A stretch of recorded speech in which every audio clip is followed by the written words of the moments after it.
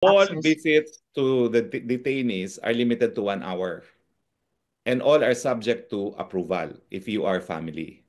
Kaya nga importante sa amin as lawyers to be accredited kasi we don't need their approval. Kailangan pa rin actually ng approval kasi si E.S. Medellea cannot go in and out, no? He also has to notify them when he wants to come, no? Pero they have more counsels, of course, accredited and recognized counsels by the court, know that the right to counsel is one of the basic and fundamental right of all accused in the ICC. And then follow up lang po, yung 1 hour na visit na yan, how long did it take you to get the permission? Si E.S. Medaldea yun, no?